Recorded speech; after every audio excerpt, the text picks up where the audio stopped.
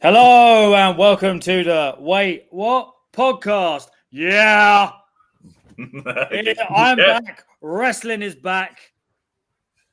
I don't know what else to say. I want to talk about wrestling. I don't care. I wasn't here last week because my internet got deleted.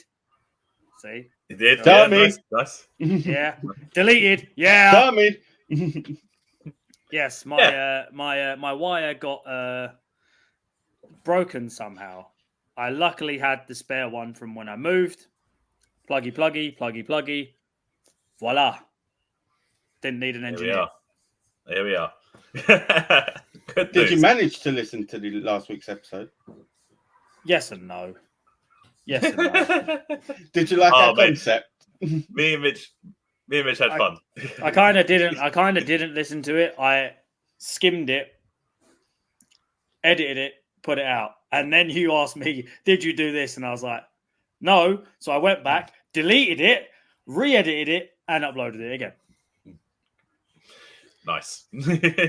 All I really heard was your message to me saying, if you made it this far, put that in the start. I was like, okay, I'll do that. That's all I remember. Yeah. Well, yeah, we found out that in a month's time, Eurovision is going to be a battle between Baby Lasagna and Windows 95 Man. Yeah. Jesus. It's going to be interesting. Okay. It's going to be good. From what we heard, the first 10 seconds, I'm going to break my internet when that. And happens. I want to know what Windows 95 Man's rules. What is it? Rules? Oh no, we don't know, Mitch. We'll never know. Well, anyway, look, we've got to talk about wrestling, and we're gonna. We got to try and keep it condensed down. Let's try and keep this within an hour. All right, let's try and do it. I know there's a lot we're gonna get through because we missed out a week, so we can go all the way up till Raw, which was the 15th. 15th of April. So that's where we're going from Hall of Fame all the way up to there. So yeah, check us out on our socials at WaitWhatPodTrio on the Twitter, no X. If you're watching us on video, our glorious visages are on the YouTube, because we have a YouTube channel in. We do. Wait What Podcast.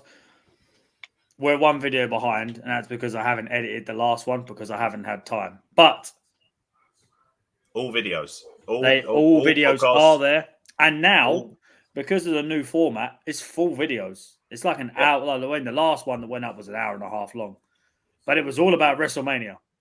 So it was fine, and then YouTube copyrighted me, bastards, because there's a 6-second clip of Dolph Ziggler. 6 seconds. That's all it is. So did you take it out and put it back on?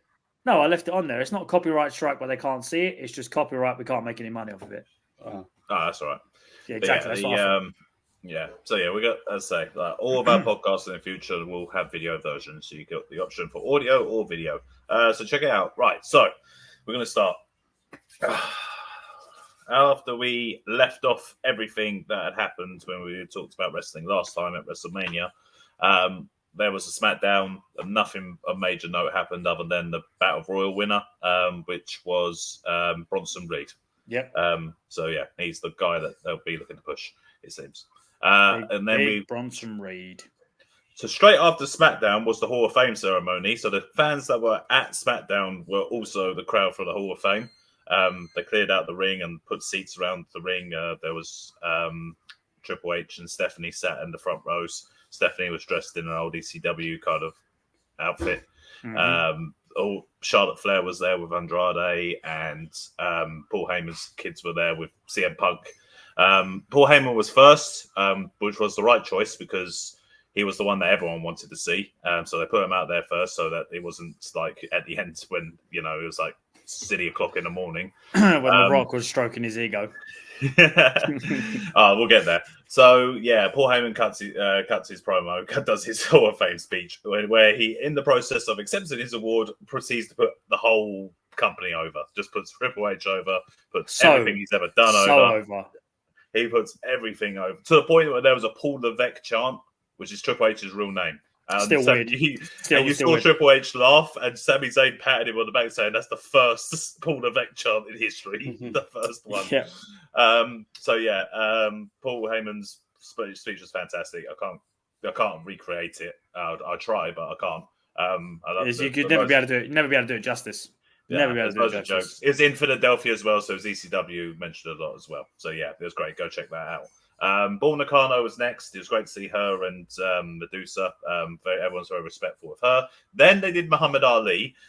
This was a little bit weird because they brought out the widow of Muhammad Ali, which is one of his later wives. And this whole thing turned out to be just something where The Rock could get a title belt from Muhammad Ali's widow, which he calls the People's Championship, because he asked the Muhammad Ali family if it was okay to use the moniker, and they gave their blessing, basically, back in 97 or whatever it was. This whole thing was... So, yeah, that title belt is now something that The Rock's always holding, so that's why we have to bring it up. It's going to be... I feel like it's going to hold some significance down the line. It seems that way, yeah. It seems to be that way.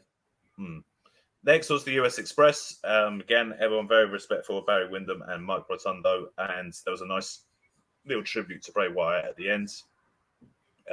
Then they did Thunderbolt Patterson. New Day came out for the induction on that one, and they were brilliant. And nice to see Big E again. Yeah. Thunderbolt Patterson. Again, everyone really respectful. He is old as anything, so like he was kind of veering off, not making sense at times, but he was, very inspirational up there, and yeah, everything's great. And then I think that leads us to the last one. I don't think I've missed anyone out. The last one, which was Leah Maivia. The Rock came out for that. They promoted Young Rock, so it seems like they did the Leah Maivia production so that The Rock could promote Young Rock. He did more storyline stuff where he teased things with Cody, and yeah, then we said see you Saturday, and that was the end of the Hall of Fame. Strange Hall of Fame. Paul Heyman being out first was the right choice, is all I have to say. Yeah, because if I had to sit through all that because I watched the Hall of Fame this time, I watched all of it because I had a feeling there was going to be stuff that's going to link it to Mania. I'm glad I watched it, and I'm glad Heyman was on first, because the high he gave you lasted all the way till The Rock's bullshit. Yeah, I mean the fact that Paul Heyman mentioned Brock Lesnar during his one, and everyone was cool with it, and then The Rock mentioned Vince McMahon in his one, and there was a smattering of just like boos and stuff like that. That was not wise. So yeah, that was the Hall of Fame. So then we lead on to Saturday, and Saturday during the day was NXT Stand and Deliver, which was on at 5 p.m. UK time, so I was able to watch it live. We love that. We love that. Good times. Good times. Yeah. So, first match was the tag team title match, which was Baron Corbin and Bron Breakker, the War Dogs, versus Axiom and Nathan Fraser. Very good tag team action between these two. One flippy team versus one team that basically just does hard power moves and shit. Baron Corbin and Bron Breakker pick up the win.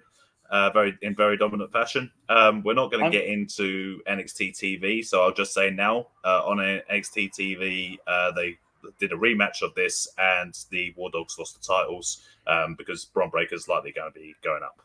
Well, he said goodbye to the NXT universe, so in ring. But Uncle Dave, old Uncle Dave Meltzer, well, I've got all his ratings for all them matches. He did enjoy that match. He has 4.25 stars. He gave that match. Okay, there you go. That's Dave Meltzer's opinion. Yeah. It was a good match. Then triple threat match for the NXT North American Championship. Obafemi defeated Dijak and Josh Briggs. What match? So this was Biggie, a big one. Biggie would have been happy with. Big meaty man just slapping me. Yeah. And a lot of athletic spots and shit like that. You could definitely tell that Dijak was the orchestrator of a lot of this. The spot where Obafemi is holding Dijak on his shoulders, who's got Josh Briggs on his shoulders, was insane. Mental. Absolutely insane. And yeah, Obafemi picks up the win. I mean, the kid, he's so young, he's so green still, but he's got so much potential and in his charisma and yeah, it's just it looks good for Obafemi. Probably another year or two up in the NXT system, and we could see a big star.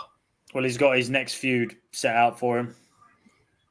Ivar attacked him and laid him out.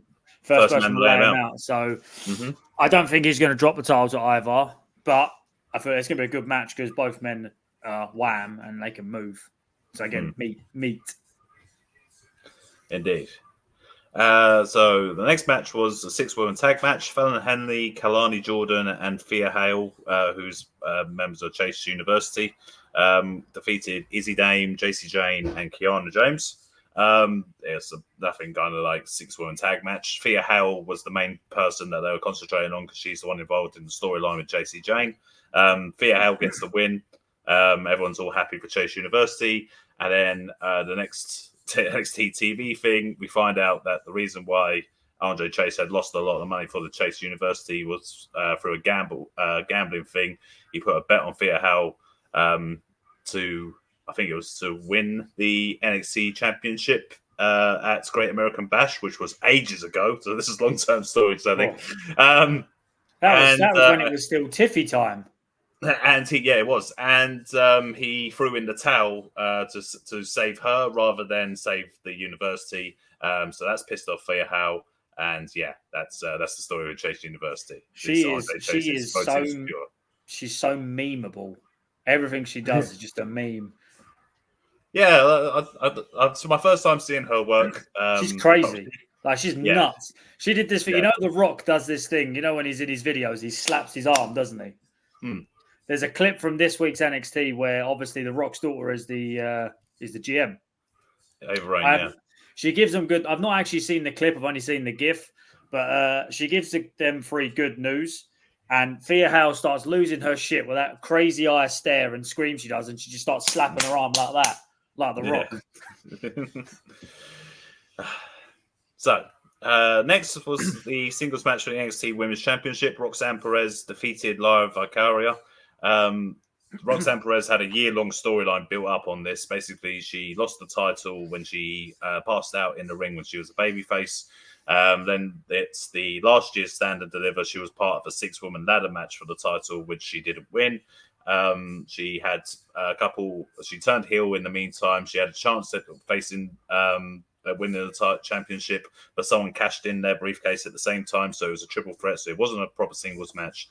This was Roxanne Perez's first singles rematch for the title, and she won. The bad guy wins in the end. Good match though, really good. Won it with Pop Rocks, did a submission, and Perez is Booker T's girl, isn't he? Yeah, and she's also like had things happen later. She's probably not going to hold on to that title for much longer. We'll see. No, she's probably going to jump up to the main roster. Yeah. So then next was the NXT Championship match. Ilya Dragunov defeated Tony D'Angelo and the Mafia. This was an interesting match. It was Dragunov and D'Angelo doing what they do. They had a moment where they both decided, let's tear down the announce table together, kind of thing. That was an interesting moment. Yeah, that was weird. I love Dragunov. I love Dragunov so much. He's so good. He is, and he won. He retains the title, and again, he's another one who looks like he will be moving up to the main roster soon.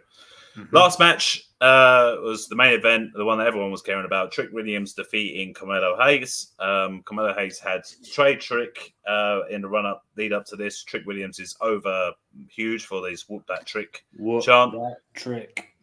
They had a match that went about 15 minutes, and Trick won, looking fantastic thanks to Carmelo Hayes. They're going to have a rematch this week, probably tomorrow night or tonight, and if as time we're recording this, in a steel cage match. No, and if Trick loses, he has to leave NXT. Yeah, so he's not losing. Yeah, well, even if he does lose, what's happening in 2 weeks? He's not losing. Carmelo Hayes will go up, and then Trick will stay in NXT. He needs a run with the NXT Championship. I think Dragunov's going to go up, and Trick and Carmelo are going to feud for the title.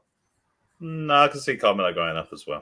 Either way, it's a win because all three of them would do well in the main roster. Indeed.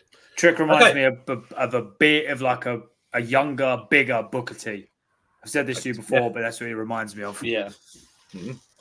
Okay, so next was night one of WrestleMania. Let's go. First thing it started out with was America the Beautiful not being sung, which was a huge change from like the Vince McMahon era. They actually sung the national anthem. Triple H came out and welcomed us all to the new era of WWE.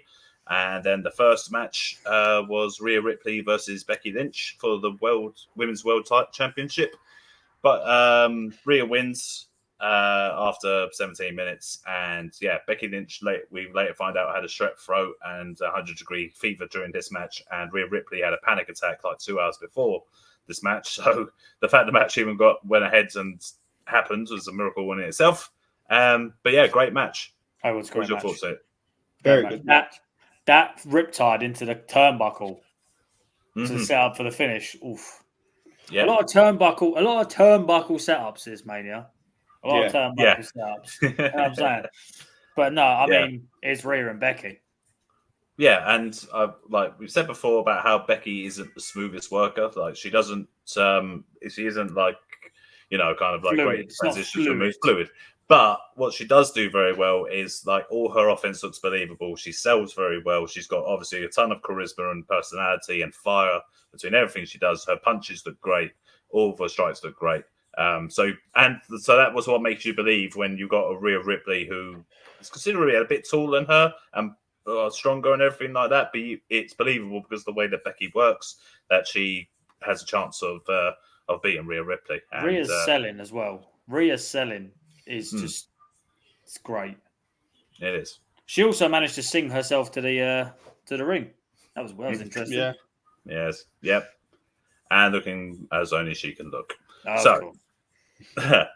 Next, the second match was the six-pack tag team ladder match for the undisputed WWE Tag Team Championships. Both sets of titles had to be retrieved for the match to end between No Catch Republic, New Day, DIY, Judgment Day, Awesome Truth, and A-Town Down Under.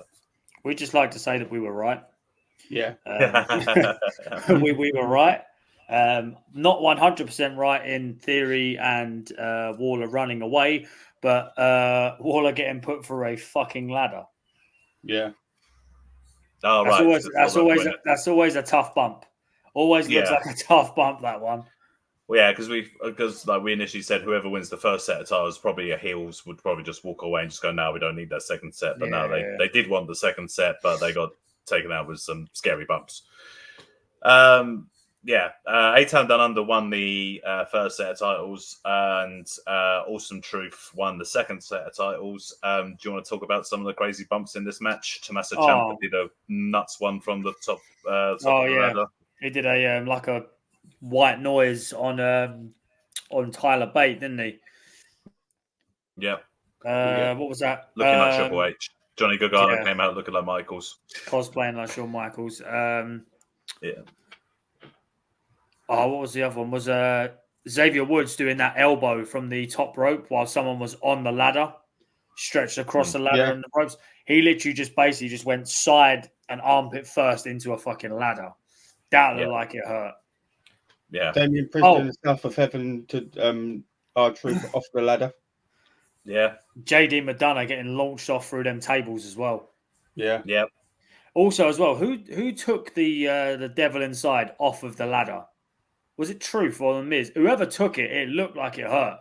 Because obviously, normally he pulls them up from the floor, catches them, and then goes into the backdrop.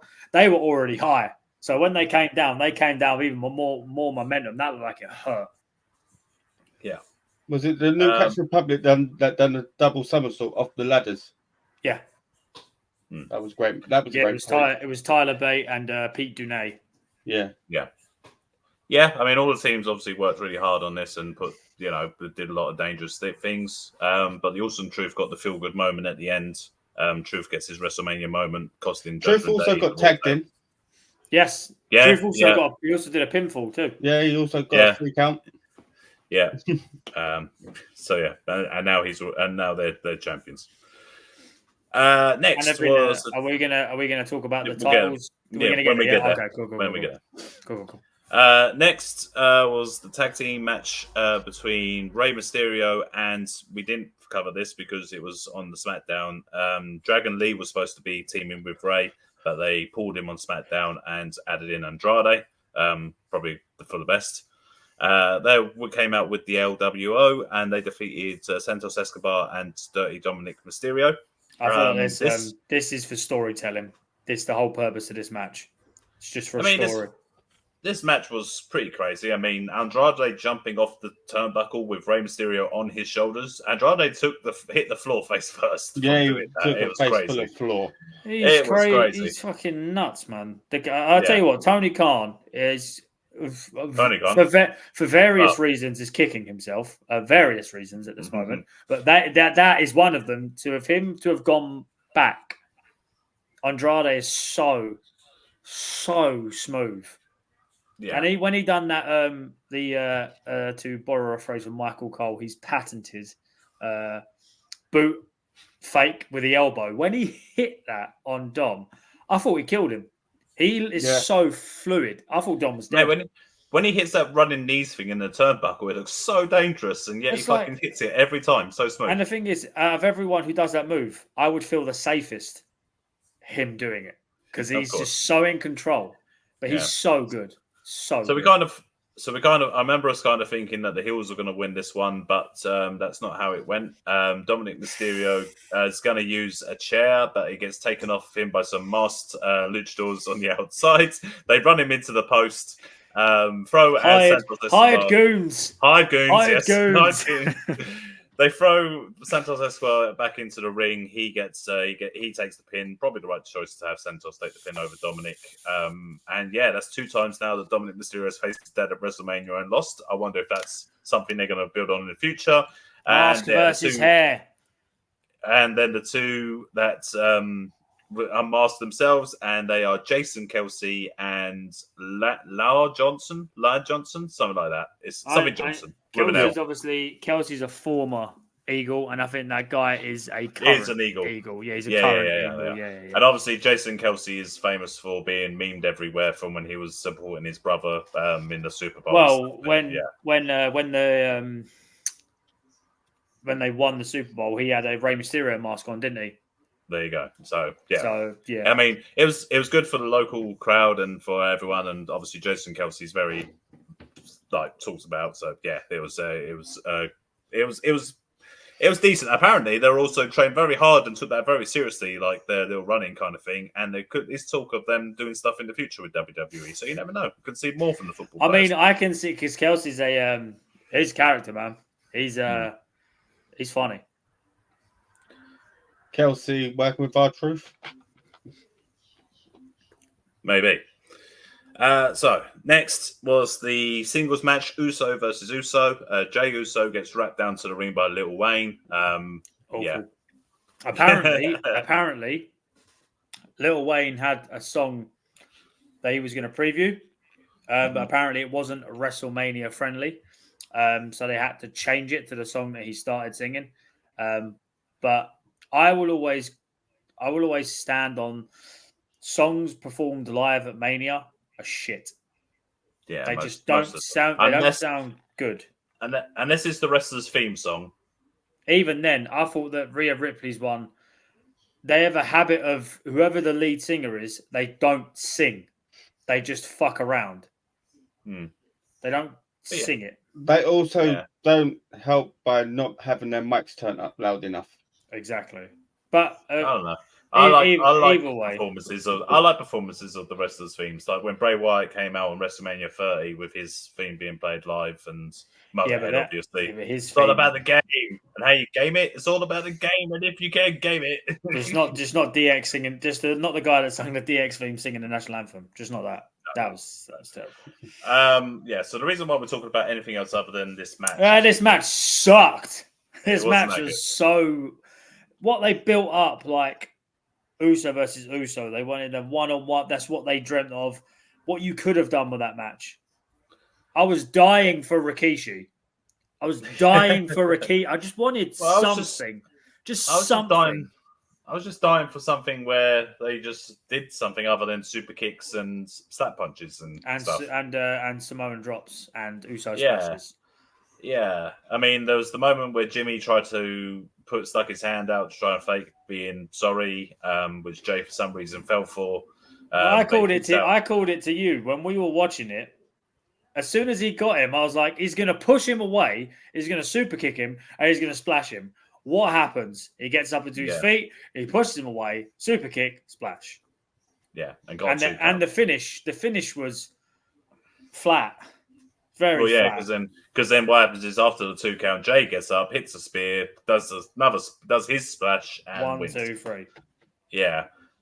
These two. I think that's Jay's new finish, though, isn't it? Now the spear and the splash. It is his finish, but the way it's not like it's not like an RKO where once it's bang, it gets like whoa, everyone's like oh shit. It's like oh the spear, yeah, splash, yeah, 1, 2, 3. Oh, it's finished. Oh, okay. Yeah.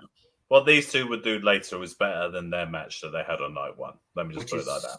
Which is mental. Yeah. So the next match was the 6-woman tag team match. Jade Cargill, Bianca Belair, and Naomi defeating Damage Control. The ladies coming out in X-Men kind of cosplay get up, weren't it? Sort of, yeah. Jade, obviously, Storm. I think Naomi was Kung Lao because she had the hat. Yeah, Bianca Belair had the visor, like she was. I think you might have been right when you said it may have been Star Trek. What, Jodie from Star Trek? I don't know because I don't watch Star Trek. But I know there's a brother that has LeVar Burton played him. I only know that because of Big Bang Theory. That guy. Yeah. So this match was pretty good. It was very good. Yeah, Jade. It's all about Jade. Well, it's the first time we've seen her. But there was a moment when Bianca Belair hit Asuka with her hair, which sounded like a gun going off. It was so loud. It was crazy. And then, Jade comes out, hits her finish on Dakota Kai, and licks her hand, and wins. As someone who has watched Jade Cargill from the very beginning when she was in AEW, I am not surprised. Because she was always good. She just needed training. This is the best presentation of her as well. She needs to be presented the right way. So the way they presented her every time she's come out. Big deal. Big deal. So next was the Intercontinental Championship match between Sami Zayn and Gunther. Before the match began, Sami Zayn was shown backstage. He gets a pep talk from his family, and he tells his wife not to take his son out there. And then Chad Gable comes over, gives him a little pep talk as well. So we follow Sami as he walks through backstage, and then he hits the gorilla area where there's Kevin Owens waiting for him. Kevin Owens gives him one last little G-up kind of thing, slaps him in the face. Slaps the shit out as well. He sure did. And then Sami Zayn comes out, Gunther then comes out, and what proceeds to happen is 15 minutes of hard-hitting, emotional brilliance. 15 minutes of the best match of the night. That's what that was. It was the best for me, best match of the night. It starts out with Sami Zayn hitting chop after chop onto Gunther and avoiding Gunther's chop at any kind of any way possible. And then Gunther finally hits it, takes control. He starts being cocky and motioning towards Sami Zayn's wife and stuff. He hits the power bomb on him. He power bombs him, then he splashes him. Sami kicks out. And then that's when Sami starts to because I rewatched. But then he hit another. He hit another splash, though, didn't he? I think so. I think he went for the second one. Maybe I don't know. All I remember, I've watched night 1 and 2 today, just to refresh my memory. And I know that Sami started just flailing on the floor. Obviously, Gunther goes up to the top. Yeah. And Sami pulled something out which hasn't been seen in a very long time, and which a lot of people are saying it was a botched move, and it's they're fucking marks who don't know what the fuck they're talking about. Don't know what they're looking at. Don't know about for 5 seconds. El Generico turned up to Mania, okay, for 5 seconds, and that brainbuster. As soon as he hit that brainbuster, that entire crowd knew it was coming. Yeah, everyone knew it was coming. Yeah, so Gunther goes up the top, Sammy catches him with the boot while he's up there. He grabs him at top. Looks like he's going for a superplex, but then he lifts Gunther up and turns, makes his head land on the turnbuckle. I came. And then very dangerous, might I add. Like watching it back, it's a very fucking. You got paralyzed him. You killed him. Obviously, it's Sami Zayn. He's the he's a professional. He knows what he's doing. Yeah. Gunther staggers to the other side of the turnbuckle, and then Sami Zayn hits him with the haluva kick and gets the 3. And that's hits him twice. He hits him in the back of the head, sorry. And then he turns around, and then the pin as well. Obviously, he just falls down and just drapes his arm over him. 1, 2, 3. Yeah, and Gunther is his historic reign with the Intercontinental Championship is over. That's finally, he can go for a world title. Finally. Well, we'll see. But yeah, Sammy wins, and it was a big emotional moment. Very good feel-good babyface victory. Before the main event of night 1, which was the Bloodline, The Rock and Roman Reigns defeating Cody Rhodes and Seth freaking Rollins. And as per the stipulation, it meant that the next night, the main event, we participated under Bloodline rules. Even though this match was pretty much Bloodline rules, because The Rock was great, and basically said to the ref, if you disqualify me, you're fucking fired. This match was freezing at the time. Like the weather was really, really cold. Yeah, it must have been freezing. But it did not affect the guys' performances. I mean, The Rock went for 45 minutes. If there was any talk about him phoning it in, not being in shape, not being ring ready and anything like that, I mean, he kind of he didn't get injured in this. He still did stuff on night 2. So yeah, we're going to see more of The Rock, I'm pretty sure, because of this. And yeah, there was a lot of great storyline moments that were brought up in this that would go on to be up in night 2. But the biggest thing I think is obviously when Seth Rollins gets taken out outside in the barricade, and then Roman Reigns after he's hit the spear on Cody Rhodes, looks like he could get the win. Rock's there, holds out his hand. He wants the tag, and there's a brief moment of Roman Reigns being like, "Oh, really? Like you want the tag?" It's just like, okay. He tags him in. The Rock hits him with the rock bottom and a people's elbow. And let's not forget as well that he also got speared by Roman. Oh fuck yeah, I forgot. Yeah. That was another one of the big moments. The Rock, it's so fucking good. The way he sold that spear, you thought he'd literally been cut in half. Been cut in half. It was fantastic. And Roman's facials are great, full stop. But that moment when you could see that camera was behind The Rock, you could see The Rock holding his ribs, and the look on Roman's face was like, "Oh shit." Yeah, and obviously that's something that could play into storyline in the future as well. Cody is left. The last image on night 1 is The Rock and Roman Reigns holding up their title belts, being victorious. It's the same as last year, wasn't it? It's the same as last year. That dejected look when they did it with Cena. Mm-hmm. Exactly. So before we go on,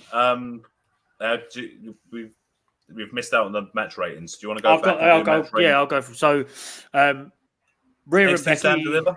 I'll start. Yeah. So War Dogs and the War Dogs match got 4.25 stars. Yeah, it said that. The Obafemi Triple Threat got 4.5 stars. Oh, that should be 5. It should be 5. Ladies 6-man tag got 3 stars. That's good. Perez and Valkyria got 3 3/4. I feel like deserves at least a 4, at least around 4. Ilya and D'Angelo got 4.25. Okay. And Trick versus Hayes got 3.5. Oh, okay. So not much investment in the storyline there, just on the work. I'm sure. Let me just also make a point though that we think Dave Meltzer's a wanker, and we're just using this. We're just using this as a gauge of how wrong he is. Okay, that's what we're using. We're not part of the young cucks. Don't worry. We don't. This isn't gospel. No, we're just in because obviously everyone thinks it is gospel. It's interesting to see what he has to say and how wrong he is. But sometimes he is right. But Rhea and Becky got 4.25, 5 stars for me. 5 stars. 6-pack ladder match got 4.25 as well. Okay. For a 6-man ladder, 6-team ladder match. Ray and Andrade got 3 3/4. Right. I mean, Jay and Jimmy got 3/4 of a star. I agree with that. It was wank. Not even a star. Not even a star. The 6-woman tag got 2 stars, which I think is bullshit. Yeah. They deserve more than that's at least 3.5. 3.5. 3.5. Yeah, 3.5. Sure. Sammy and Gunther got 4.5 stars. Bullshit. If it melts his eyes, that's a fucking 6-star match. I go fuck. That match was great. It was very and then the main event got 4 stars. Okay. That's fair enough. I mean, it was long, and it was. Well, the main event, honestly, was just part 1 to night 2. That's all it was. Main event night 1, I'm pretty sure, is the second longest main event in WrestleMania history, behind the Iron Man match, of course, in the 60-minute Of course, yeah. Yeah. Okay. So in the meantime, in WWE land, there was something else going on in the pro wrestling world, because AEW Collision was on at the same time as WrestleMania, and very few people gave a fuck. No, I'm joking. I as someone who normally watches it every week, since WrestleMania, I have lost the desire to watch it. So they start. Yeah, I mean, the only noteworthy thing to bring up about AEW Collision is that they announced on AEW Collision on the Saturday nights that on Dynamite they will be showing footage from the All In Wembley backstage incident. They couldn't name CM Punk, but they did mention Jack Perry, who's the scapegoat, Jack Perry. And yeah, they announced that they were going to show that footage. Now, at the time when they announced this, I was discussing this with Liam and other wrestling people. You said it to me as well, yeah. Yeah, and Mitchell. We had a conversation. We had a conversation, and what I said was, surely they won't show the real footage. It's going to be a piss take. It's got to be a piss take. I said, if they show the real footage and it just proves what Punk says, then it does nothing for AEW. So surely it's got to be a bait and switch, a piss take. It's going to be the Bucks dressed up and taking the piss out of the whole situation. Yeah, they'll be throwing shots at CM Punk kind of thing, but at least it's kind of like in character. You could say, yeah, the Bucks are the EVPs. They told Tony Khan they were going to show the footage, and then they did this instead. So it gets them heat, shall we say? So yeah, that's what we thought. That's what we thought. Yeah, that's what we thought was going to happen. So anyway, speaking of CM Punk, night 2. They did started out night 2 a bit differently. Wasn't the national anthem this time. It was God Bless America, I believe. Stephanie McMahon comes out and introduces WrestleMania this time, which was the first time. Yeah, first time we've seen Stephanie on TV in a long time. She welcomes us to the Paul Levesque era, and gets a very nice reception. I hope asked us if we were ready. Yeah, and I hope we don't regret it in the future. I hope nothing comes out about Stephanie. So CM Punk is already at commentary, which I thought was a bit of a shame, because I would have liked to have heard his theme music and him coming out and everyone going insane and stuff. But no, he was just already sat at the commentary table. So I don't know. I guess they're saving that for. I feel like him not getting the entrance and all that stuff is because of what comes to pass. Maybe it still has a moment. You know what I'm saying? Yeah. So it starts out. Drew McIntyre comes out. Seth Rollins then comes out with an elaborate Mama's entrance, which was pretty insane to look at. Very, very Seth Rollins. Seth Rollins. It's a quick match, only 10.5 minutes. It could have been even quicker because it started with a Claymore, which looked like it was going to be the finish straight away. They didn't go with that. Seth is obviously selling the fact that he's beat up from the previous night. His knee, his back, everything. He's selling it very well. He gets a couple of near falls on Drew, but Drew eventually puts Seth away and gets the big dub. Drew also during the match goes over to his wife, gets his phone, and sends a tweet while he's doing the match as well. Just bored at work. Yeah. He wins the title. He celebrates because obviously it's the first time he's won the title in front of fans. The fans are giving him a big stand. I expected a larger pop when he got that 3 count, to be honest. I expected a larger pop. I feel for DM still Punk. part You of know the what I'm saying?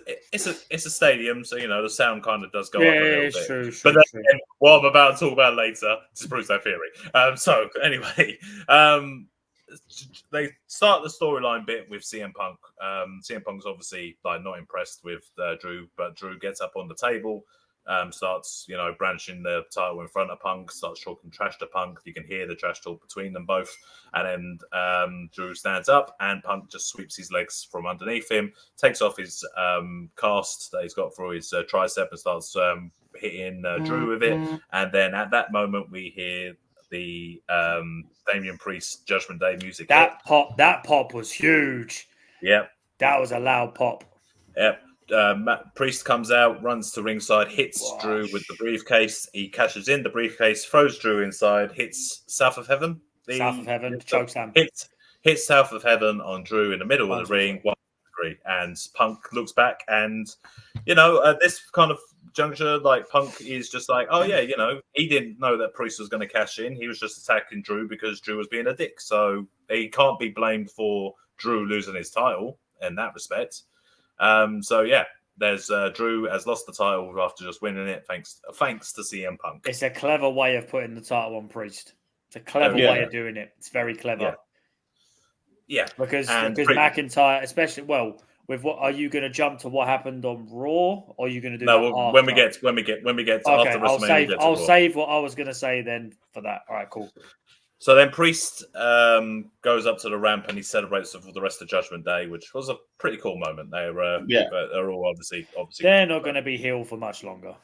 They're not going to be healed for much longer. Well, I don't know. We'll see.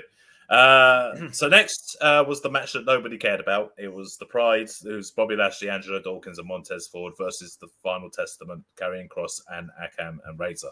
And so, because they knew that nobody cared about it, the first thing they did is say it was sponsored by Snoop Dogg's drink. And Snoop Dogg was on commentary. So first, Snoop Dogg comes out with a gold title belt. Well, that's his title belt, isn't it? That's his title belt. He comes out with his gold title belt, and they put him on commentary. And Snoop Dogg presents for the next 10 minutes.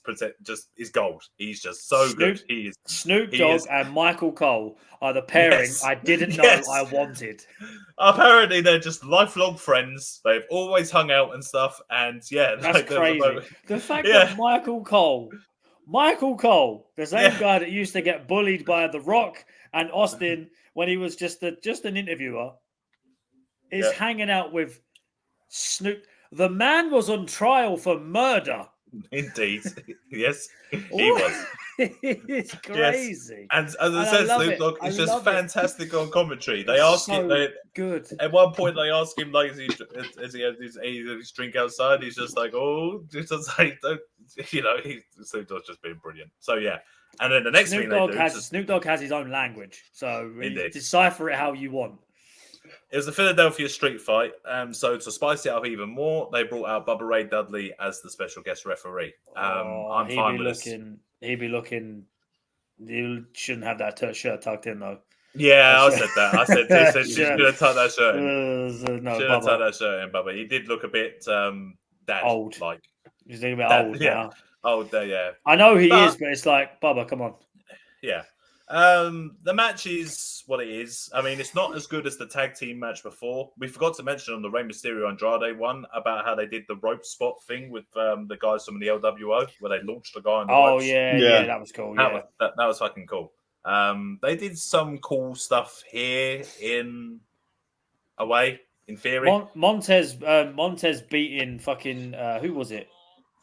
Was it one of the AOP or probably he basically beat someone with that kendo stick, and the kendo stick was already half broken, and he literally just battered him.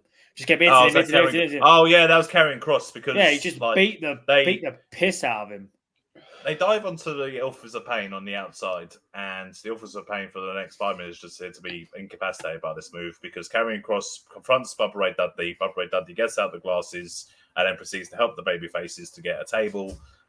Firstly, he helps them to do the what's up from the 2000 there, year 2000 is getting referenced. If you don't understand, the reference, then maybe you are too young for this. Okay, you are too young for this. Yeah. So they get a table. Well, first Bubba Ray slaps Bobby, and then he slaps them, and they also. I don't know why Bubba's always ordering black guys to get tables. It's a bit wrong. Do you remember when they did? Do you remember when they did that as a storyline? With they did, yes. It was Rodney like, Mack. why is Bubba always telling you to get the tables, and everyone's like, oh, yeah. So yeah, the Bubba Ray, as I say, helps the baby faces to put Karrion Kross for a table. First, they put him on a table, and the table collapses and breaks, which was unfortunate. They just went out and got another table. Montez Ford has to kill some time, so he proceeds to whack Karrion Kross multiple times with a kendo stick. Cheers for that. Thanks for that, Tez. That was hilarious. Yeah. Was he the one who put him through the table? Or did he do the frog splash? Yes, Tez did the frog splash. That is arguably one of the best frog splashes I've ever seen. It is. He gets some height on it. And and the Street EPs and Bobby Lashley win. And Did you just call them the Street EPs? Yeah, the Street EPs. The Street EPs. The Street EPs. Montez Ford and Andre Dawkins. The Street EPs. They had beef with them as well. They did have beef but Scarlett was with them, and they went through the table, side Russian leg sweep. I don't know why she did the Russian leg sweep. That doesn't help you. I don't know why Scarlett. I don't know why they both took a back bump through the table, but Scarlett stayed there for the rest of the match. Yeah, just literally just flat out for the rest of the match. Yeah, not complaining. So that was and the final testament have gone down to NXT in the aftermath of this. Yes. No, I want to see Scarlett. Yeah, but not as much as I don't want to see them. Not anymore, please. Okay.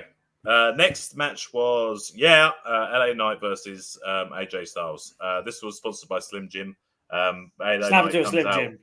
He comes out in the Slim Jim car and proceeds to give the tickets, the contest winner, the keys to that car.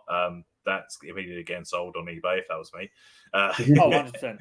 Yeah. AJ Styles has got a new theme. You wouldn't have heard it though because he rushed out and immediately tapped LA Knight and they got. I have re-listened to it. Really hot. I've re-listened to it. Still sucks. Still sucks. Cool. I thought this was a very good match by two veterans because they what they did was they basically made sure they did something different to what everyone else hadn't done yet. They pulled the mat up from the arena and exposed the concrete. That bump was horrible. Ooh. And LA Knight took a bump on the concrete, which it made a sickening thud. They recreated the spot where AJ Styles goes up for the springboard and LA Knight knocks him off the ropes, hits the BFT, 1, 2, 3. Really good, quick 12-minute match. One of the best parts of that match is when Styles comes down to the ring, the camera cuts to him, and you can just see he goes, "I'm gonna beat the fuck out of you." He didn't. He don't curse though. Styles doesn't curse. No, but he said it. No, you could you literally see it. You literally, as you saw him walk down to the ring when he's taking off his gear, he just goes, "I'm gonna beat the fuck out of you," and then he just bolts down to the ring, and then they just start swinging. Yeah. Okay, next was the triple threat match for the United States Championship. Logan Paul, Kevin Owens, and Randy Orton. First, Logan Paul comes out in the Prime truck van thing. I'm disappointed that Cannon didn't shoot Prime. That was. And he came down with the notorious blue Prime bottle. Yep, and we thought to ourselves, it's got a surprise in it every. KSI's back. It's got a surprise in it every time. Yeah. Kevin Owens comes down and he grabs the golf cart that he chased around Logan Paul in with Randy Orton before. When Randy's music hits, Kevin Owens backs the cart up and says to Randy, "Get on the back." Randy gets on the back, but proceeds to look like he's shitting himself the whole time because he looks like he's trying his best not to fall off. You can tell he wants to do the pose while he's doing it, but he's obviously just like, no. You could see him being like, slow down. Yeah. So yeah, they do this. A nice little bit in this where obviously Kevin Owens and Randy Orton are teaming up on Logan Paul. There's a miscommunication when Paul pushes Owens into Randy, but they quickly explain what had happened and then carry on, which was, better than what they normally do. Well, it's like, hey, you hit me. He pushed me. No, you hit me. Now it's like, no, he pushed me. Okay, kick his ass. Yeah. It eventually got to the point where they went for a pinfall and then they realised a bit of tension. They were going to beat him up a bit more, but then Randy tries to hit an RKO and Kevin Owens goes, okay, you want to fight? Let's fight. And then they actually start having a hockey fight and they start doing spots with each other and stuff like that. It's a great 17-minute match. Logan Paul is a natural at what he's doing. He takes such a believable ass whipping. He's so good. He hit a double buckshot lariat on both men to get some heat back. The blue prime bottle is revealed to be I Show Speed, who proceeds to bark at Randy Orton, which was pretty crazy. If you've never seen Speed before, you're probably just like, what the fuck is this guy doing? But for Speed to if someone who watches Speed is like, oh yeah, Speed was on WrestleMania, he barked at Randy Orton, everyone would be like, oh that's normal. Yeah, that's what he does. Randy Orton, he barks at celebrities. He does. Yeah, Randy Orton gets Speed up on the announce table and barks back at him, and then hits an RKO on him. The barking is like bang. Yeah. There's a nice moment in the ring where Kevin Owens is getting Randy Orton up for a pop-up power bomb, but then Randy Orton hits the RKO on him instead in midair. That was pretty impressive. I thought Randy Orton looked fucking great in this match. And Logan Paul eventually gets the win.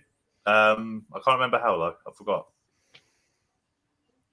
Because I know he went for the brass knucks and it was taken off. It was shenanigans. I know there was shenanigans. I'm pretty sure. I know he didn't pin Randy. No, you know he didn't. I think Owens got RKO'd, and then he threw Randy into the post. Yeah, I think. Yeah, and then he just and then did he hit a frog splash and then pin him, or did he just pin him? I think he hit a frog splash and then pinned. He frog splashed and pinned him. Yeah. He moved Kevin, didn't he? And Logan Paul was a WrestleMania victory for Kevin Owens and Randy Orton. It's crazy, and it's believable. We're all happy with it. And his second victory in it at WrestleMania. His first one he won. The second one he lost. Yeah, and then this one. Well, he teamed with the Miz. Did he face the Miz at WrestleMania? No, SummerSlam. Oh, so and then he faced Rollins.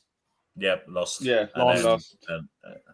If he's still champion come next Mania, it's going to lose. There you go.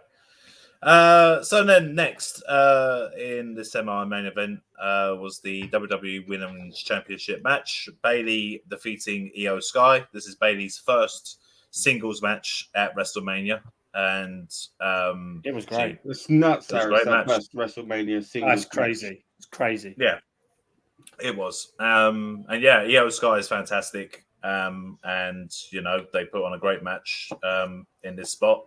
Bayley won after 14 minutes, the feel-good moment where she accepts the fans' love again. No, just need the wacky waving inflatable arm too, man. Yeah, Bayley is the more you watch Bayley, the more you realise that out of all the four horsewomen, she's the best. She is. She is. And then finally, we got to the main event, which was Bloodline Rules for the undisputed WWE Universal Championship. That's right, the Uwu Championship. I mean, it starts out Rhodes. Obviously, it's Cody Rhodes versus Roman Reigns. It starts out paced as that their matches have gone before, kind of thing, as they went in the last main event. It eventually gets to the point where Cody looks like he's going to win, and then Jimmy Uso runs out and interferes. Then Jey Uso comes out to cut off Jimmy. This is the best 5 minutes of wrestling I've ever seen. It's chaos. You get Jimmy, then you get the pop for Jey. Jey comes out. He spears Jimmy off the ramp through tables that were painted. Tables were painted black, which you missed the first time round. You didn't even see it to the replay. Like he speared him off that, and then what was after that? Then after that, it was Solo comes out to because Cody hits two crossroads, and then Solo comes out, bang, hits the spike, and it looks like it's going to be the exact same finish from last year. But then Cody kicks out at two. Then it's Solo, the spike and Solo, and then Cena comes out. Cena comes out and disposes of Solo, hits an attitude adjustment on Roman Reigns. He goes out with Solo and puts Solo through the announce table with an one thing I will say, I don't like how Solo gets taken out of the ring. Every time he turns his back on him just to roll over the top rope. Oh, because he can't go over the ring. Obviously Kurt Angle used to do this. Kurt Angle never went over the ropes backwards because he was scared of doing it. So he always had to turn and go over forwards. So it's the same for Solo, I'm guessing. He's either scared or he hasn't. Lesnar does that. Lesnar does that as well. I don't know. I feel like Lesnar done it when he got Claymored out the ring. Yeah, he went out backwards when he got Claymored out. Sometimes Brock does go out forwards rather than backwards. You'll find that Lesnar, when he got Claymored, as he hits the ropes, he turns. As he hits the rope, he turns and goes over. Maybe. But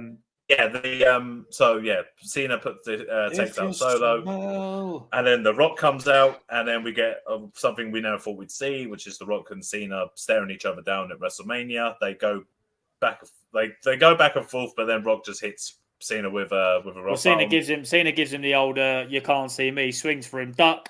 Rock bottom, and then the best. Get the fuck out of my ring. Then the best thing happens. The Rock swearing. Bolton was multiple times. Get the fuck out of my ring. Get out of my fucking ring.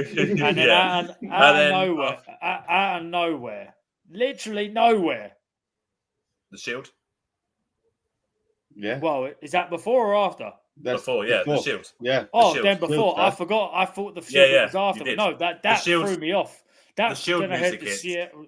And then for a brief second, every wrestling fan thinks John Moxley's about to show up on the WrestleMania pay-per-view, which would have been insane if that did happen. The pop would have been unreal.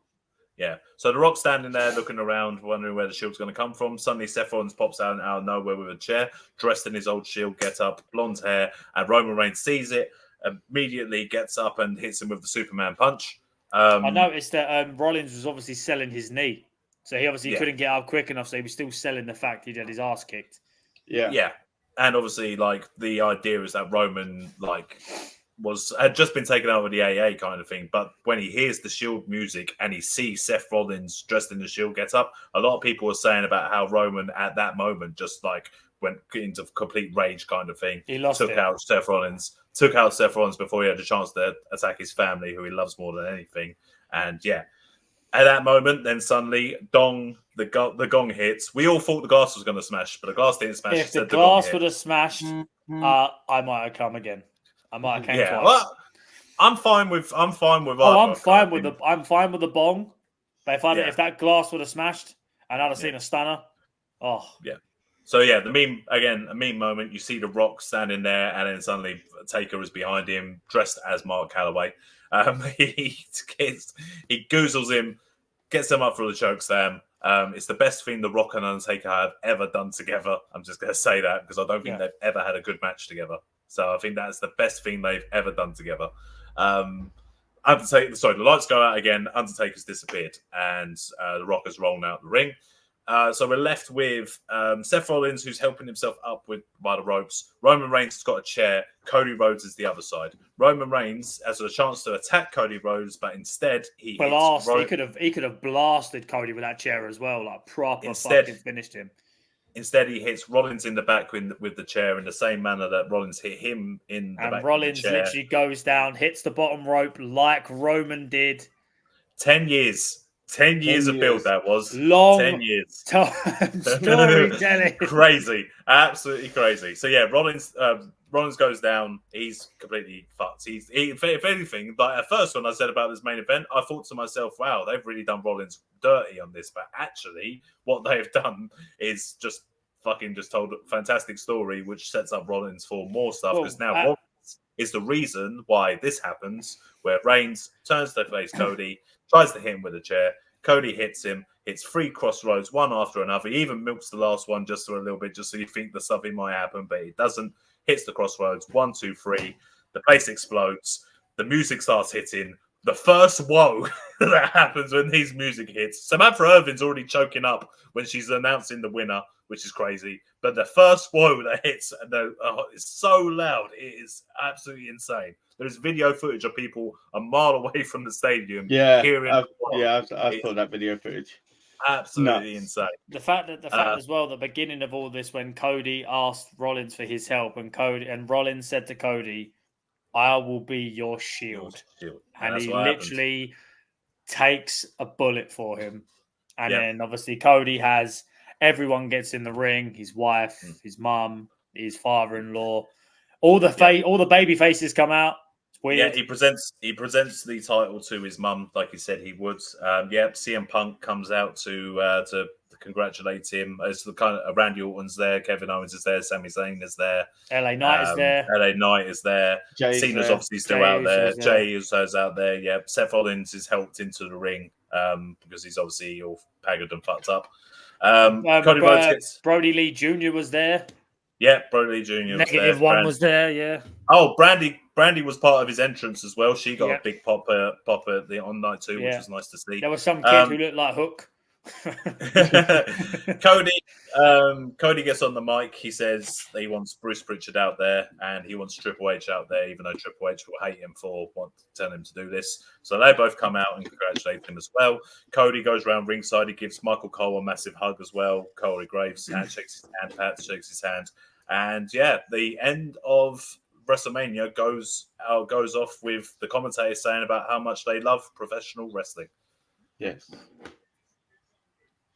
Not something. Oh, he also shakes Nick Khan's hand as well. Nick Khan's just always got that permanent scowl on his face. I don't know if he's ever been happy in his life. Yeah, because he's like, Oh, Cena was there too, wasn't he? Because Cena went and shook Stephanie's hand and stuff. Yeah.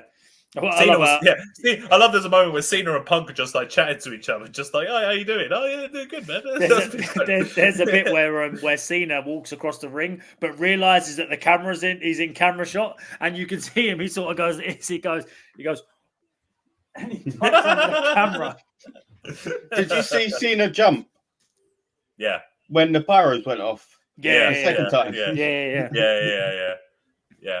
Apparently, Cena did say he's not finished. He revealed in an interview kind of thing what he said to Cody when they hugged kind of thing. Apparently, he said, "Enjoy this because every day that belt gets heavier." Basically, just the idea of having the responsibility and stuff of being the leader of the face, you're the name. Indeed. Yep.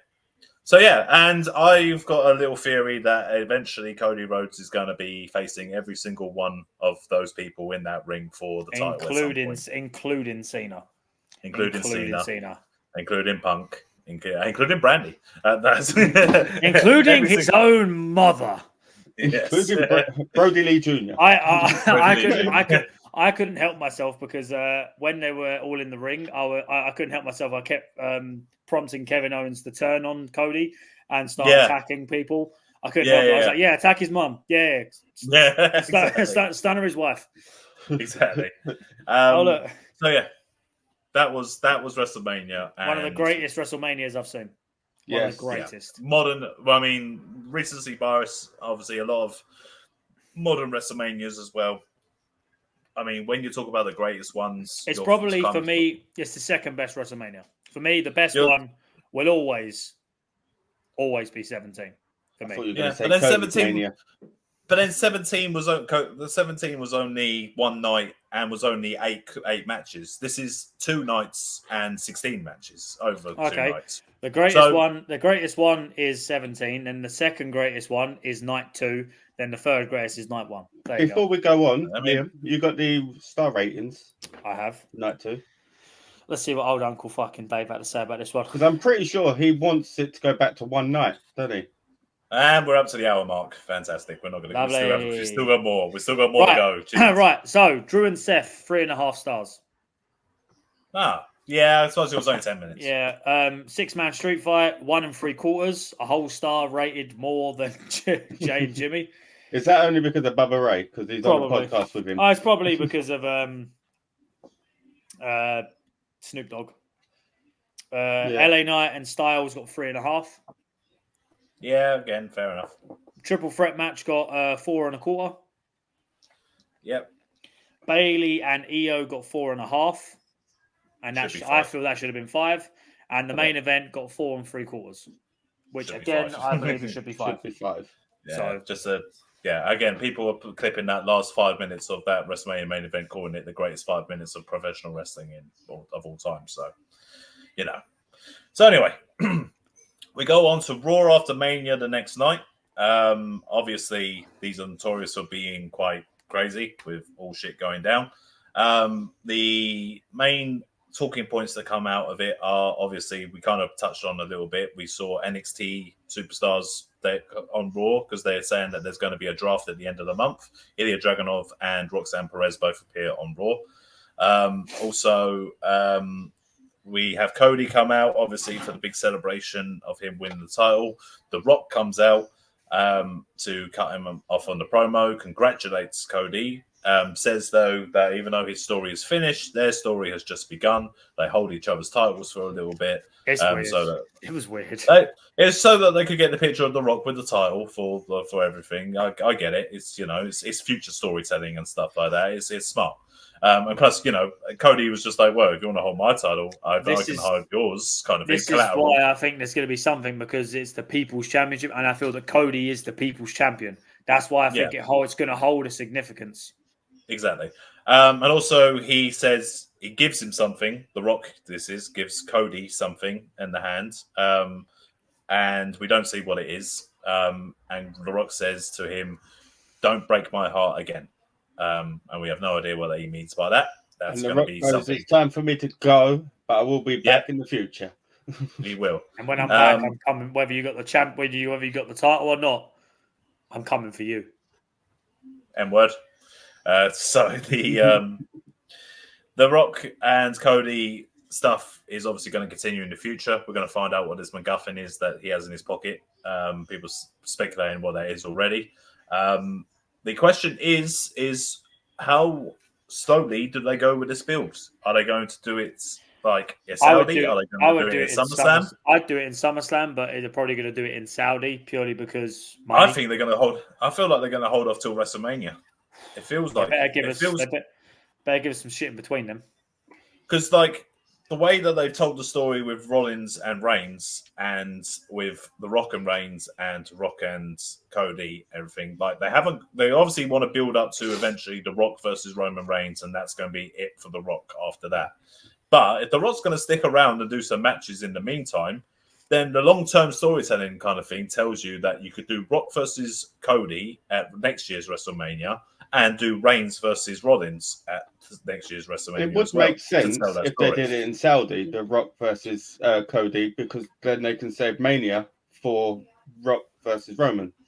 I think you could do something with Reigns where you are telling the story of he's obviously just gone so long unbeaten and stuff like that, and now will proceed like the worst year of Roman Reigns' life, where basically everything just goes wrong. He doesn't win any titles. He loses every title opportunity he goes for. The bloodline and stuff it implodes on him, and he does he's the one person he's blaming for this the whole time is Seth Rollins, because Seth Rollins is the one that made him lose the title.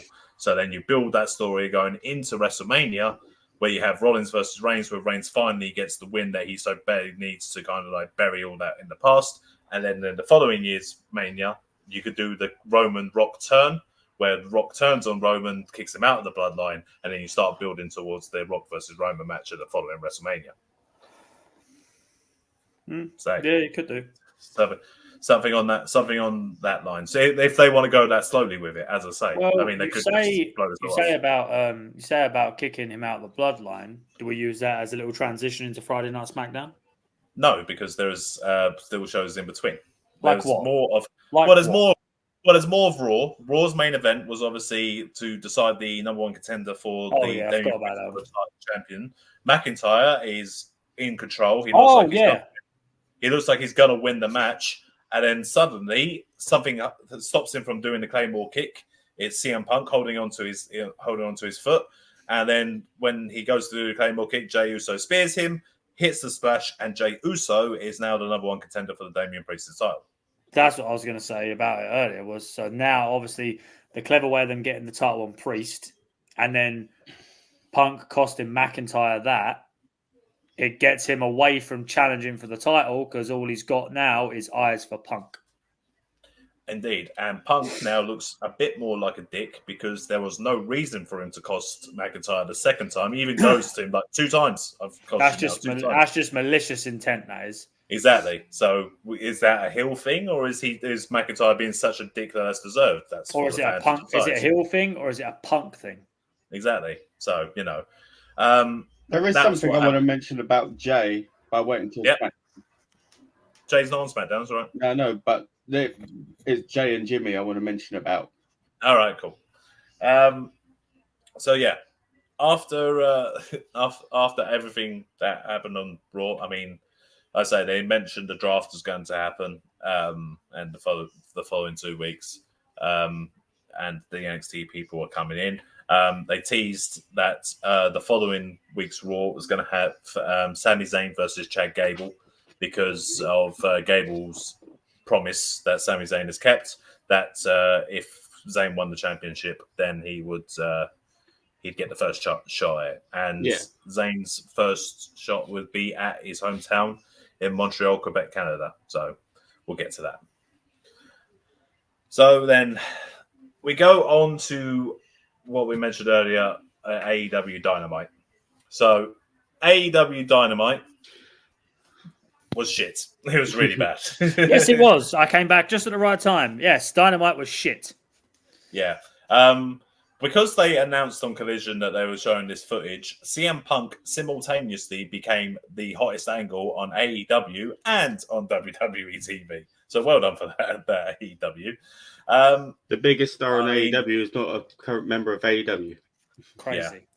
I mean, we could go into details about everything that happened on Dynamite, but I mean, look, Swerve Strickland looks like he's going to face Samoa Joe for the championship at Dynasty. He is.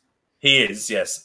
He should probably win that because he's cooling down on how hot he is, kind of thing. I mean, Joe's still, also been still swerves. Still swerves when he drives. Swerves when he drives. Sorry, I can't fist that. You can't do that bit.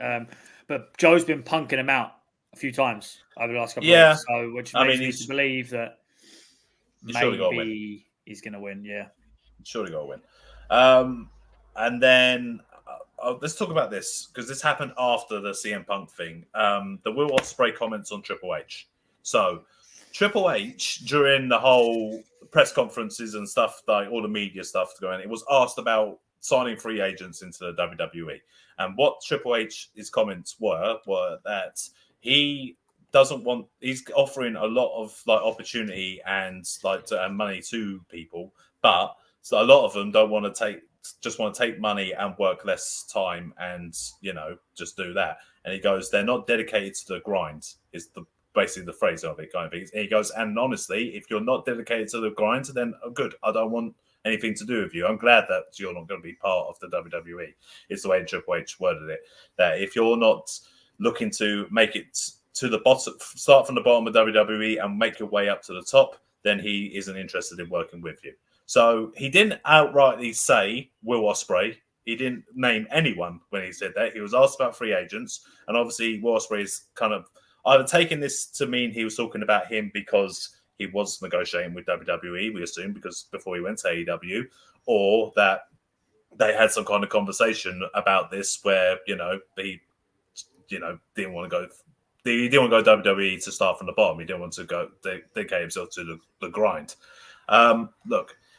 No one is going to sit here and say that you are wrong for taking more money for working less. No, that's not, if you want to go to AEW and earn you can get so much money and not have to work as much and spend more time with your family and not have to dedicate yourself to that WWE lifestyle, go ahead and do it. That's up to you. If you can do it, absolutely do it. Mm-hmm. No one's going to tell you that you're an idiot for doing that. That's the Triple H's mentality on thinking about it, is that if he's looking for people that want to be WWE superstars, and he wants people that want to work the house shows every week as well. Yeah, and he wants people that wants to move out to America and live there, and live if you're going to go WWE, you commit yourself 100% to WWE, and that's up to him as well, kind of thing. So he should. There's a lot of money riding on shit like that. It's just two alternative kind of way of thinking about stuff. Not every pro wrestler has to go to WWE to earn money now, loads of money now, and not everyone wants to be a WWE superstar. And it's not just Ospreay. Okada made the choice. Jay White made the choice. MJF potentially has made the choice as well. Yeah, he has made the choice, kind of thing. He signed his contract to stay with AEW. So there's no kind of like, although Triple H, what Triple H said was, you could say, was a shot at people going to AEW rather than WWE. He didn't outright say a shot at Ospreay. But we knew who it was. Well, we know that we take it now as a shot at Ospreay because Ospreay responded to it. And his response was circa 2000. He took the piss out of Triple H for basically making it to the top by sleeping with Stephanie McMahon. Again, this isn't the year 2000s anymore. I mean, look, he could be the first of many shots. I'll take that. He could take more. He's within his rights to take as many as he wants. But yeah, it wasn't a good look, shall I say?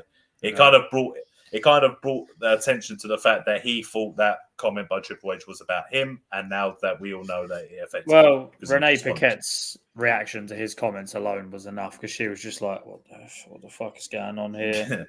Didn't Tony Schiavone is it Tony Schiavone or Tony Schiavone? Tony Schiavone, yeah. It's Tony Schiavone. Schiavone. Okay, Schiavone. But look, I'll just say did the same as well, didn't he?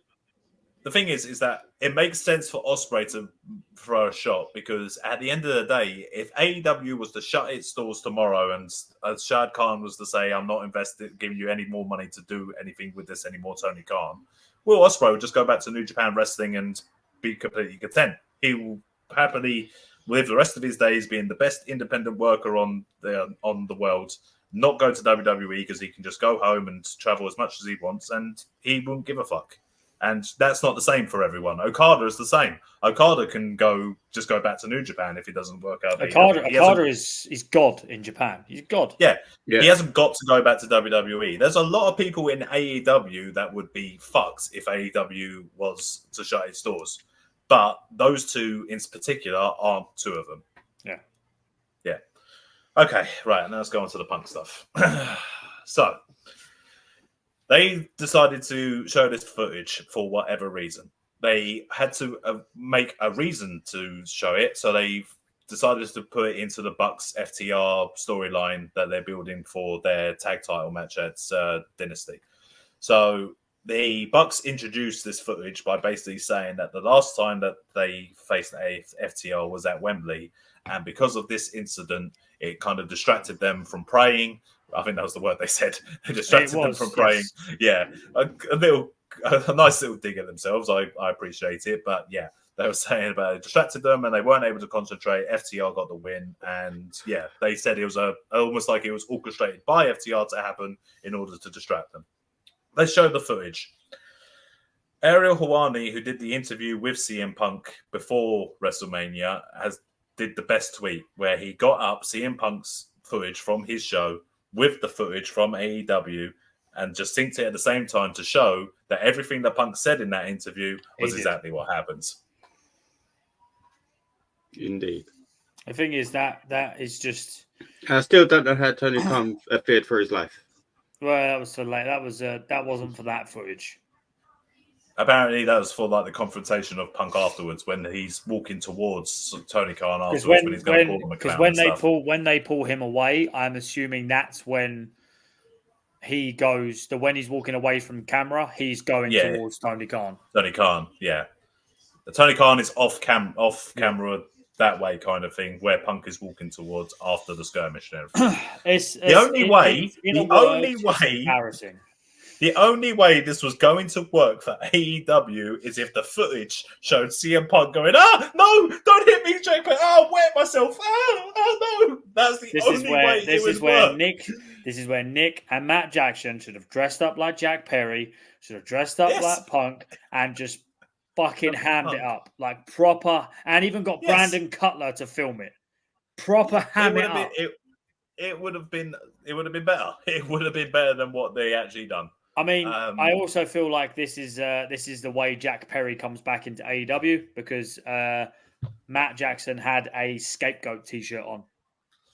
Okay. And that's when it cuts back to the commentary and Tony Schiavone has got his head in his hands. Yeah.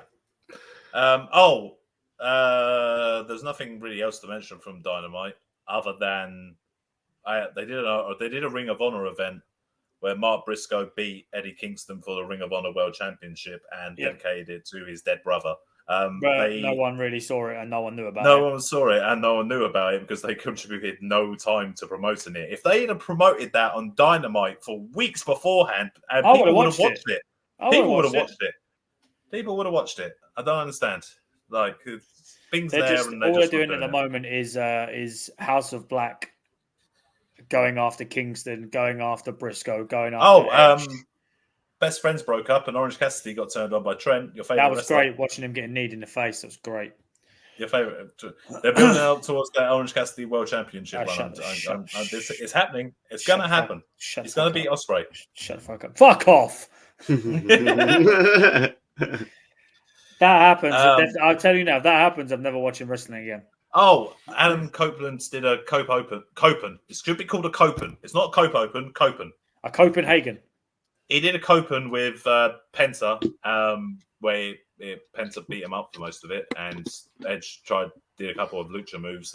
It's impressive. He's still old enough but he can do it, and that was good. Well done, Edge. You're wasted. You're wasted there, Ben. I'm not even. I don't even mean to cuss AEW. I'm still going to carry on watching Dynamite, even though it sucks. But it isn't. I watched it during the pandemic. It can't get any worse. I mean, seriously. I mean, if they for the second year in a row don't announce any matches for their massive Wembley show until a week beforehand, then I might give up again. I might actually give up again. The thing is, sorry, another thing. John Moxley is the IWGP World Heavyweight Champion. That came out of fucking nowhere.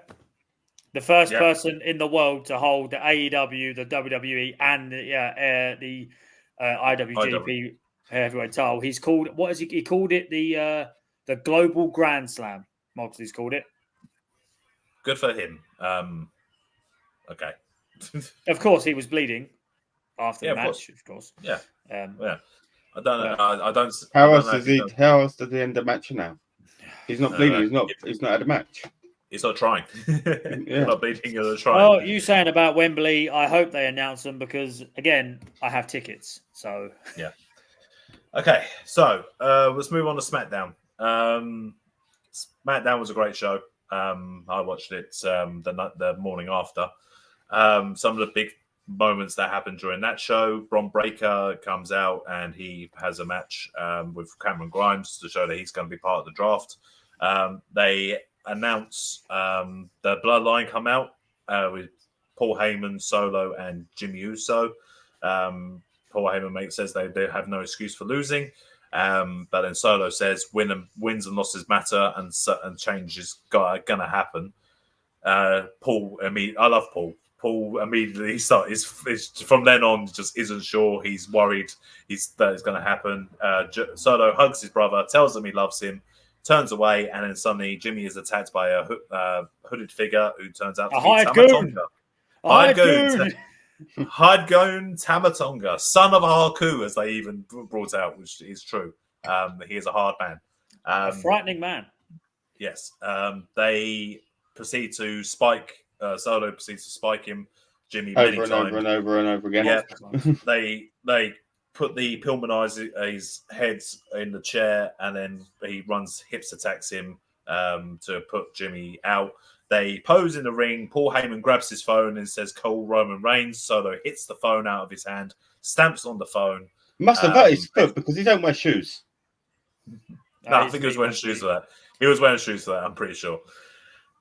The idea is that later on when Paul Heyman comes out, basically to check on Jimmy and they interview him, Tama interrupts Paul and basically just says that it was by orders of the tribal chief, and Paul's just like, what the hell did that mean? So that was pretty good. Well, the rumor is Solo's a tribal chief, but if you look at the tweets, Tama Tonga has been calling Roman a pussy for ages, and that he's the real tribal chief. They've also got Jacob Fatu signed as well, which it could potentially mean that he could be getting involved as well. Is it son of Umaga? Jacob Fatu? No. That's Zilla. No, it might be. Fatu. No, that's Zilla Fatu, yeah. Zilla Fatu is Umaga's son. Yeah. Jacob Fatu Jacob Fatu's, if you've never seen him, he's the big guy that could do a moonsault. No. That's not just a moonsault. No, it's not just a moonsault. It's he jumps off the top rope and then does like the moonsault that Daniels does, where he put his legs bounce off the top rope and then he moonsaults. Some crazy shit. Yeah, it's crazy shit. The only other thing really from SmackDown is that they are they have number one contenders matches for Cody's title. They had a triple threat between Ray, Kevin Owens, and LA Knight. AJ Styles. Sorry, AJ Styles. That was the main event. And the other one was LA Knight, Bobby Lashley, and Santos Escobar. LA Knight gets the win over Santos for that one, and then AJ gets the win over Ray and Kevin Owens in the other one. I was kind of fantastic finish though. Oh, the finish on that one. The Styles hitting the Styles Clash on Ray onto Kevin Owens. Fantastic. From the second rope. And then the fact that he rolled over and still had Ray rolled straight into the pin. Oh, it was great. It was great. It was so good. I kind of wanted Kevin Owens to win because I want the Kevin Owens heel turn on Cody, but they decided to hold off on that because they're doing Knight versus Styles, the rematch on SmackDown. And a heel Styles against a face Cody. Knight's gonna we assume Knight's gonna lose this one to make the potential for a rubber match in the future, and then they're gonna do Styles versus Cody at Backlash, which will be a fantastic match. Yeah, of course. Also, that Jey Uso and Damian Priest match has been announced for Backlash as well. So that's two world title matches they've announced for Backlash, literally the next show after WrestleMania. And Backlash is in France, which means it's going to be on an earlier time for us. Yeah, it's true. I didn't even think about that. Yeah. It's going to be on in Lyon. Yeah. So the last thing we need to talk about is last night's Raw.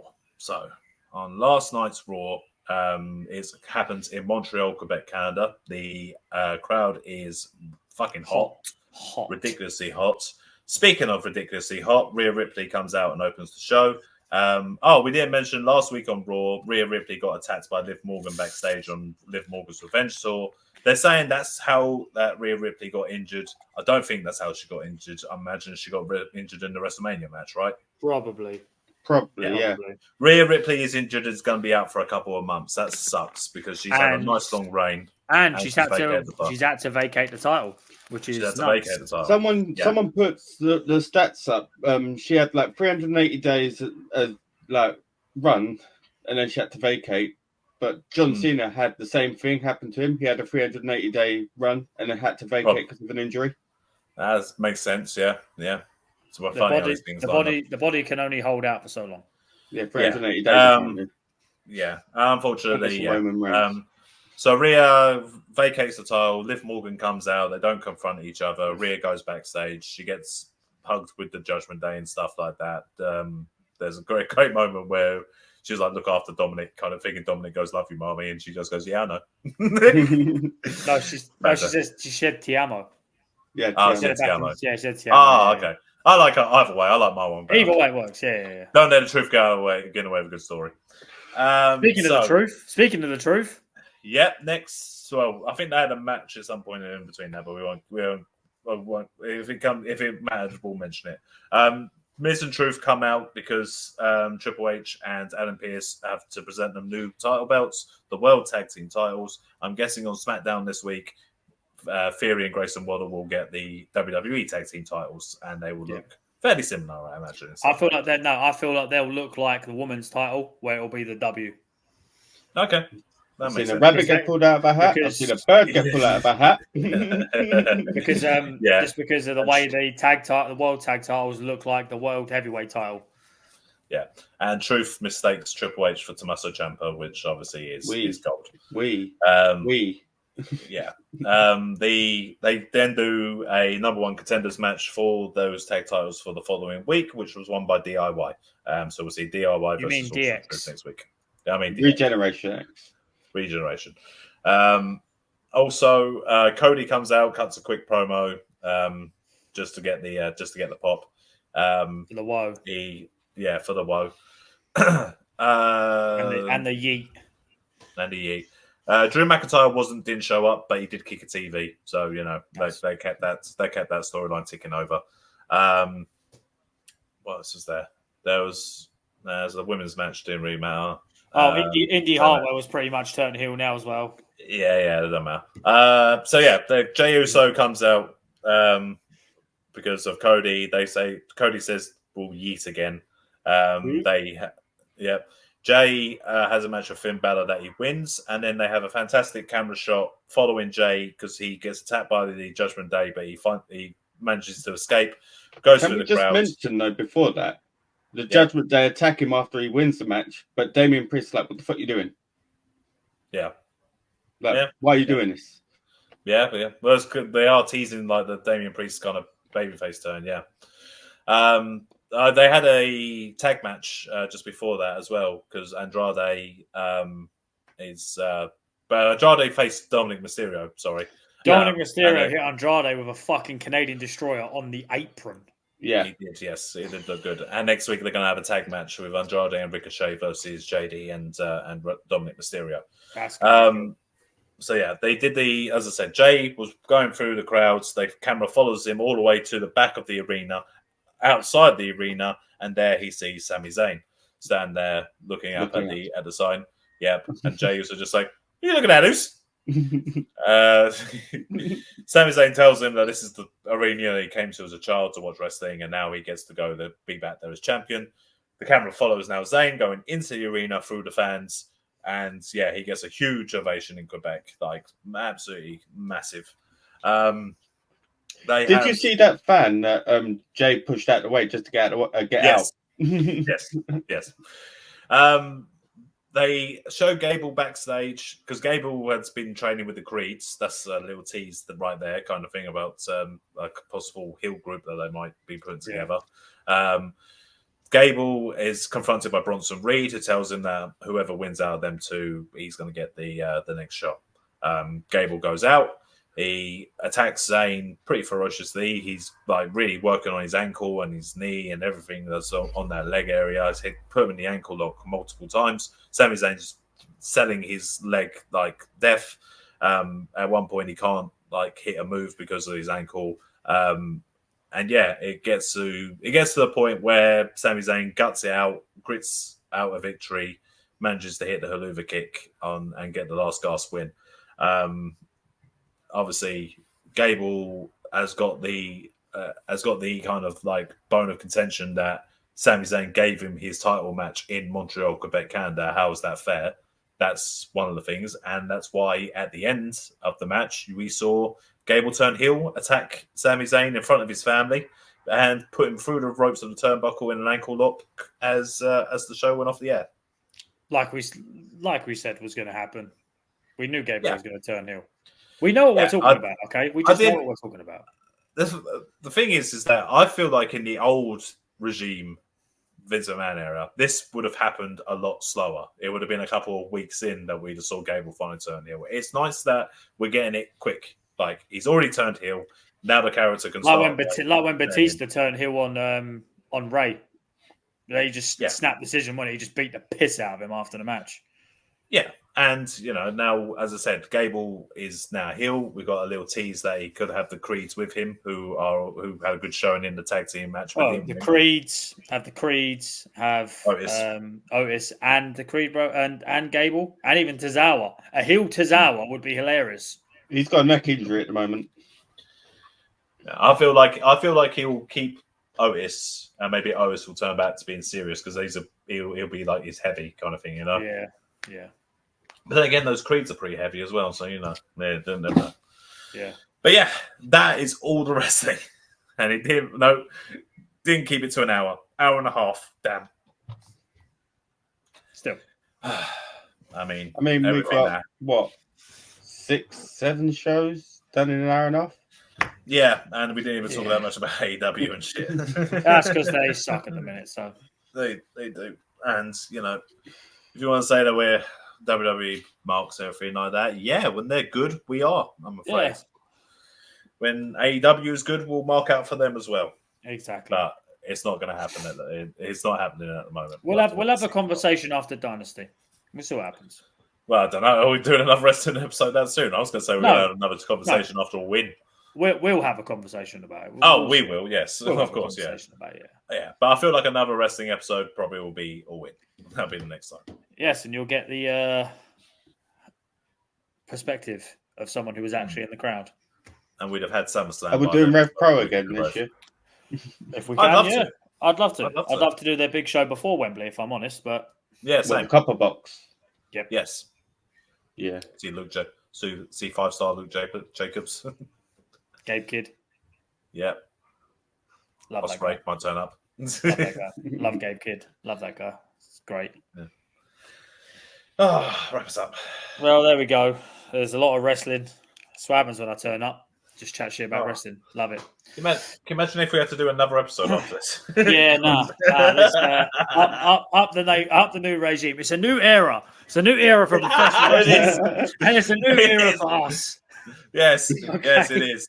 Let's call it by a shoot name. Yeah, the shoot name, the new era of the. But they would have had a territory story after this, wouldn't they? Yeah, this is true. This is true.